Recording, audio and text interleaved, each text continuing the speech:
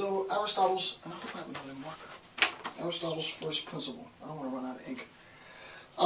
Here's a huge quotation, and I got this from Tufts University. So Aristotle, this comes out of the physics. In every systematic inquiry, right, let me correct this.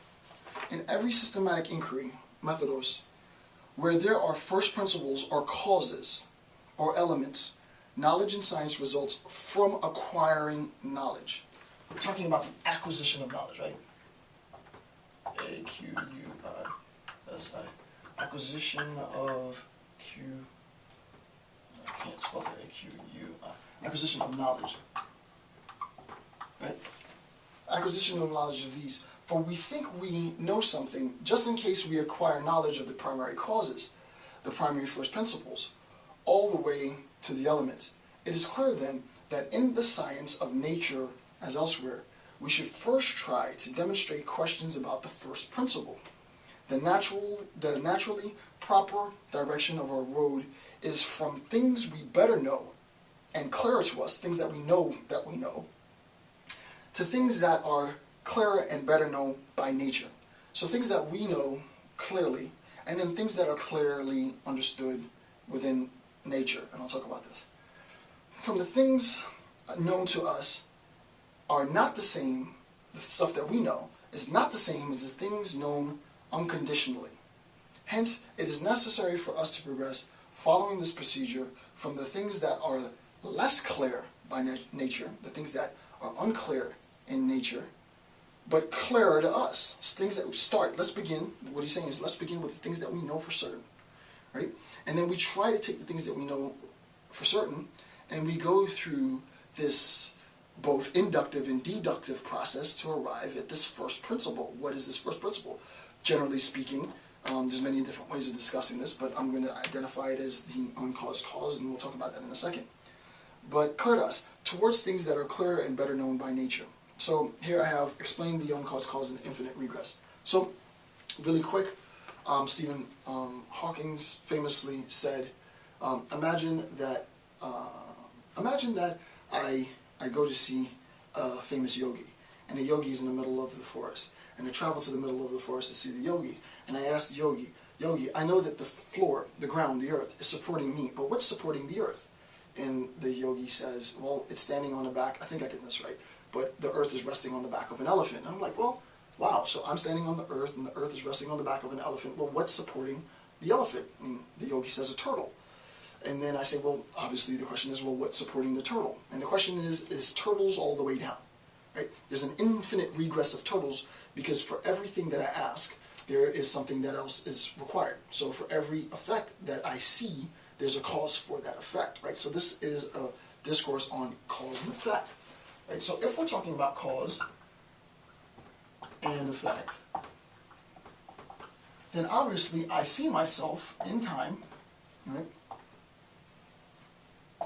I see myself in time at a particular moment, we'll say T3, right? So here I am in time, and I realize that I am the effect of the union between two people, and that is the cause, right? So I am the effect of two people, one absentee and one present, and that is the cause for my existence. And what I can do is ask, well, what was the cause of that? And what was the cause of that? And go back and go back and go back. Quickly we recognize, however, that if we don't have a beginning, there is going to be the problem of an infinite regress, right? We approach the problem of an... Right? We approach the problem of an infinite regress. We need to have a point at which we have a beginning. And it's at this point that we say there was nothing that came before that thing. This is the beginning. Why is that important? Because if we had something that preceded it, then there's something that preceded that, and so on.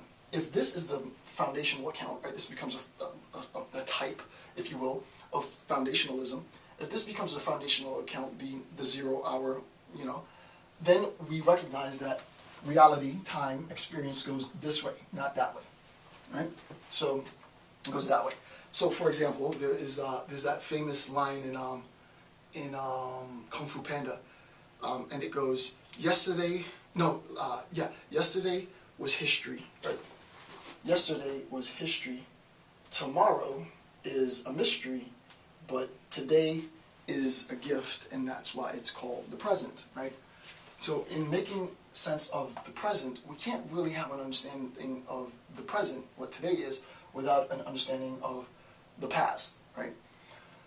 The argument is, if it's turtles all the way down and we just infinitely go on forever, that doesn't give us any epistemological satisfaction. We can't come to know of anything if it's just all infinity. So we begin, theoretically, this is the case, we begin with something, and this thing becomes the cause of everything else, right? This thing becomes the cause of everything else. But Aristotle goes a step further, and he says it's not just the cause of everything else, right? But this thing is qualified, right? It is the, to be technical, the uncaused. It is the uncaused cause. And you can even go a step further and say the uncaused cause of. So it is the uncaused, meaning that there was nothing that came before it, right? It is the uncaused, meaning it serves as the foundational, the 0 hour, the uncaused cause of, right? So the uncaused cause becomes that which is cemented in reality as prima facie the beginning of existence. And I've done a series on Aristotle's actuality. This is in his discourse on actuality and potentiality. He talks about oak trees and acorns, and if you want to have a better understanding of that, a little bit down you'll see that I have a link to Aristotle's discourse on actuality and potentiality.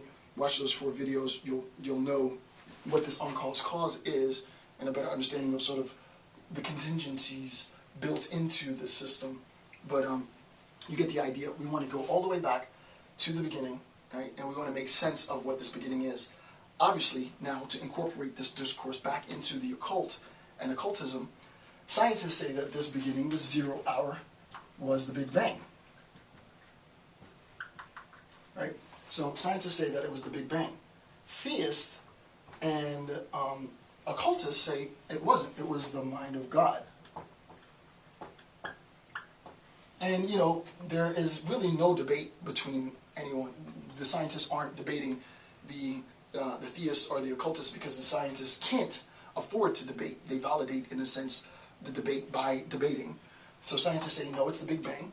And what happened here was that it was matter in the beginning, and all that progressed was matter, right? It was matter.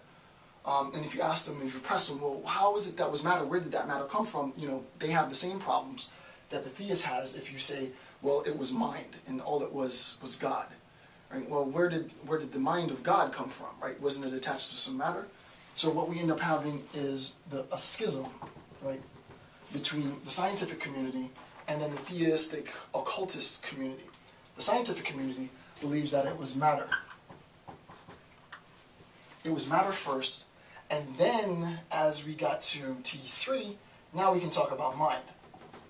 But we put mind in scare quotes because the scientists don't classify mind in this sort of Cartesian immaterial sense. They say mind in a physicalist sense, but we'll say, which is still matter.